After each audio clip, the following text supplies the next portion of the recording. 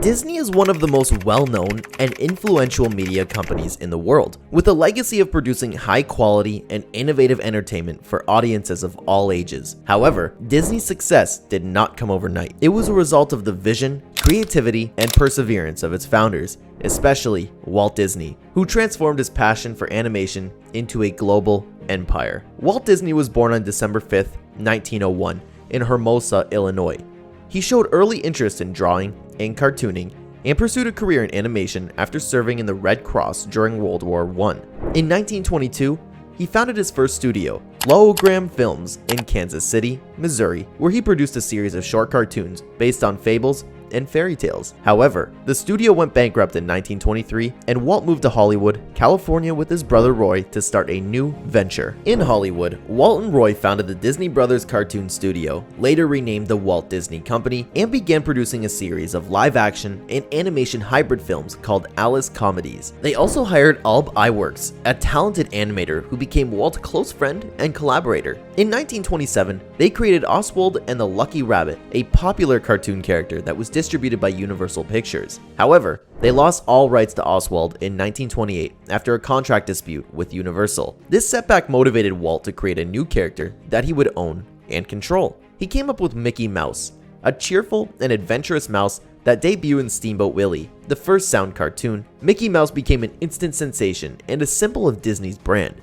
Walt also provided the voice for Mickey until 1947. With Mickey's success, Walt expanded his studio, hired more animators and artists. He also created other iconic characters such as Minnie Mouse, Donald Duck, Goofy, and Pluto. Walt's ambition did not stop at short cartoons.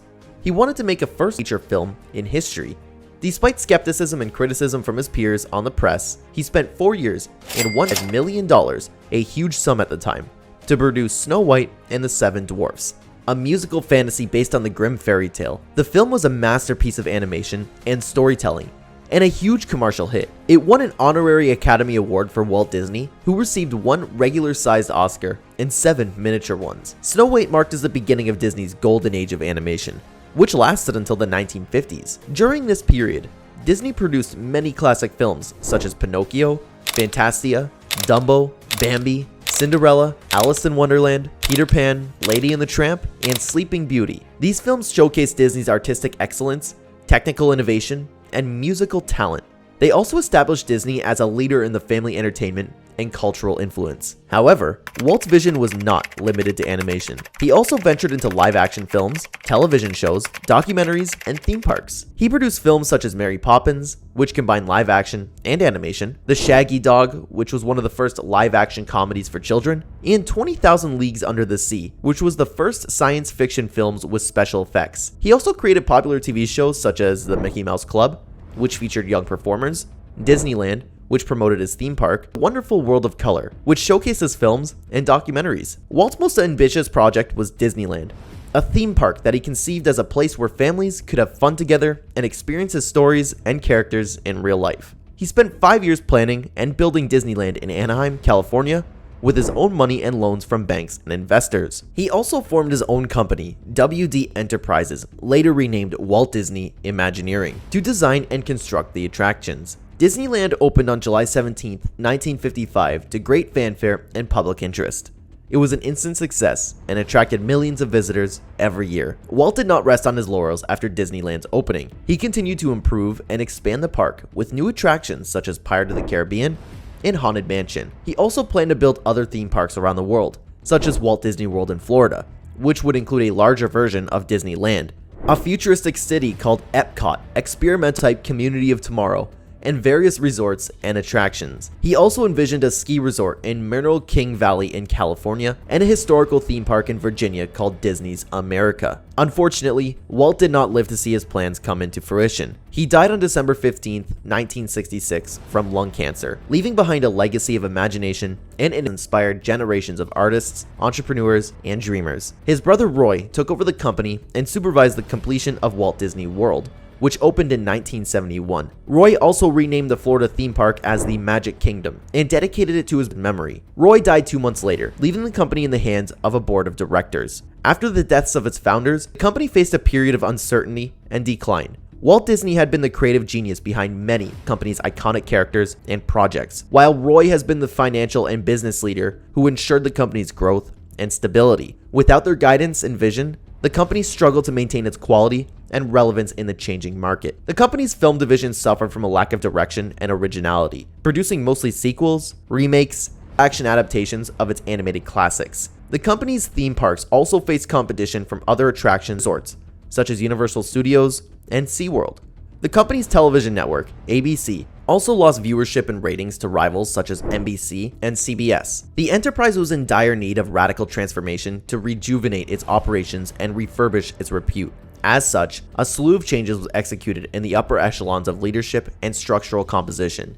It was the epoch-making year of 1984 when Roy E. Disney, the scion of Roy O. Disney and the nephew of Walt Disney, marshaled a groundbreaking campaign to dethrone Ron W. Miller, who was the CEO of the company at that time, and also the husband of Walt's daughter Diane. Disney was convinced that Miller's leadership style was tantamount to gross mismanagement, and his failure to deliver top-notch films and projects had irreparably sullied the company's image. To give wings to his vision, Disney teamed up with Stanley Gold, a legal luminary and savvy financial advisor, to galvanize a consortium of investors who were not only opposed to Miller's leadership, but also fervently opposed to the appointment of Michael Einster and Frank Wells, the new CEO and president of the company, respectively.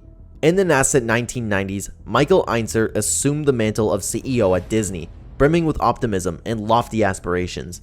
His illustrious background as a Hollywood bigwig made him a perfect fit to the helm of the company into a new age of prosperity. Disney's global outreach and bring its enchanting magic to even more people around the world. Eisner set his sights on creating a brand new theme park in Paris. This was a pet project that he felt would help cement his legacy as one of the most innovative and visionary leaders in the entertainment industry. However, from the outset, the Paris park venture was riddled with problems that could not easily be surmounted.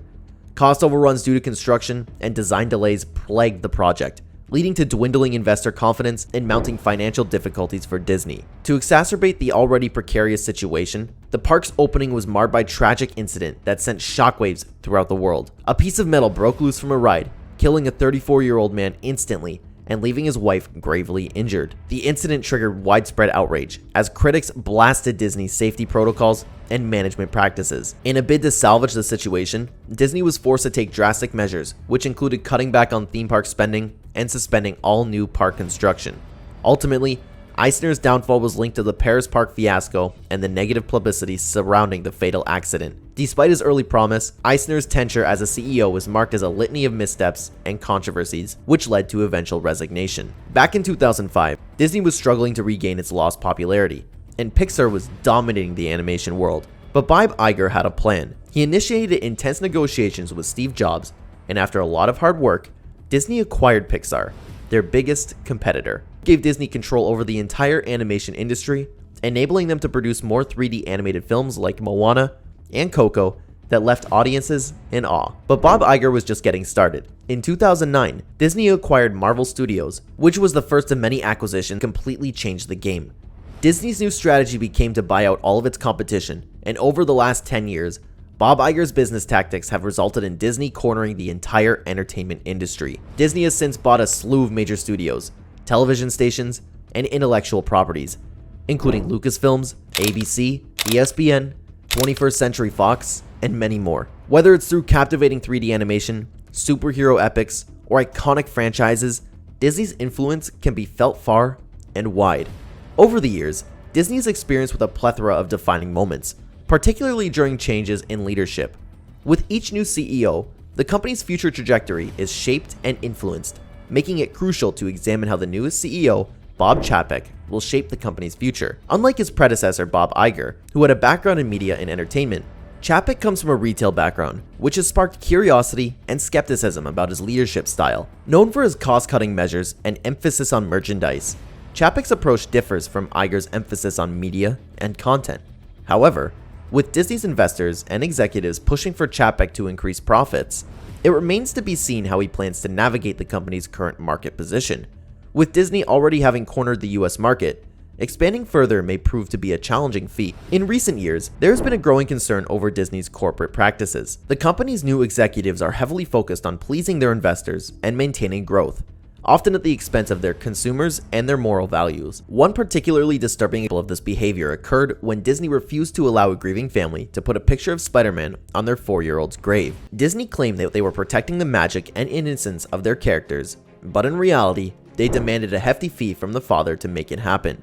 Disney's efforts to cater to their investors also have resulted in some concerning decisions regarding their content. The company is expanding their relationship with China while also pandering to the political beliefs of their biggest investors, like BlackRock. This has led to a noticeable shift in the direction of Disney's content, with some recent productions taking a much weirder turn. Behind the glitz and glamour of Hollywood lies a troubling reality. Nearly every producer must self-censor their content in order to appease the Chinese government. With a population of 1.4 billion, China represents an enormous market that the movie companies are eager to tap into. However, gaining access to this market is no easy feat. China only allows 34 foreign films to be shown in the country each year, which means that competition is fierce among Western companies like Disney. In order to be selected for this screening, films must meet stringent criteria set by Chinese censors. This includes removing any negative depictions of China and praising the country in a non-threatening manner. These requirements not only apply to the films themselves, but to the entire production team. Actors, producers, and distributors who violate these rules risk being banned from the country, causing companies to lose billions of dollars. Disney learned this lesson firsthand when they distributed the film Kundun, which depicted Tibetan oppression in China. The film caused major controversy and led to Disney being temporarily blacklisted from the country. The then CEO of Disney was forced to apologize profusely and even hired the former Secretary of State Henry Kissinger to smooth things over with China. This incident serves as a stark reminder of the power that the Chinese government wields over the movie industry and the lengths companies will go to gain access to this lucrative market. Disney had to navigate a complex web of obstacles in order to regain favor with the Chinese government. This involved purchasing multiple Chinese film distribution rights, hiring Chinese performance groups, and even planning to open a theme park in Shanghai. The company's efforts to curry favor with China were particularly pronounced during the tenure of Michael Eisner as CEO, but Disney's pandering to authoritarian regimes didn't stop with China. The company has been accused of actively censoring black people from their movie posters and supporting governments responsible for committing genocide and perpetuating racial segregation. It's a stark contrast to the company's internal initiatives, which include a series of training modules focused on anti-racism and recommended reading material like 75 Things White People Can Do for Racial Justice and Your Kids Are Not Too Young to Talk About Race. Former CEO Bob Iger famously stated the company should not shy away from political issues and should take a stand on important matters. However, it's worth noting that this decision may have been influenced by BlackRock, a shadowy investment management firm that is one of Disney's largest shareholders. BlackRock owns nearly 150 million shares in Disney and is a major player in the global financial landscape, overseeing roughly 10% of all stocks traded worldwide. Larry Fink, the CEO of BlackRock, is widely regarded as the most powerful man in America. Disney is a company that operates on razor-thin margins and is laser-focused on pleasing its investors. The company's ESG rating, which measures a company's environmental, social, and governance performance, is the second highest in entertainment industry. In recent years, Disney has also been at the forefront of the woke movement, espousing progressive values and taking a stand on political issues. However, this commitment to social responsibility has also caused big problems for the company. When Florida passed a new public education bill preventing teachers from discussing sex and gender with students below 3rd grade, Disney opposed the bill. This sudden change in stance came after BlackRock modified its ESG rating, signaling a shift in the investment giant's priorities. But Disney's adherence to the ESG rating has also created new challenges. While Paramount Pictures released Top Gun: Maverick, a film that entertained audiences worldwide and avoided politics, Disney's Lightyear fell flat, bringing only in $150 million in sales against a budget of $200 million. Some analysts attribute this disparity to Disney's attempts to push corporate wokeness onto its audience. The company's heavy-handed approach to progressive values has caused its stock price to plummet, dropping from $200 to $90. Meanwhile, Paramount has bucked the trend and refused to bow down to China or ESG scores, demonstrating that there may be a different way to forward entertainment companies in the future. Disney, the iconic animation studio that once captivated generations with its beautiful storytelling, is now facing a reckoning.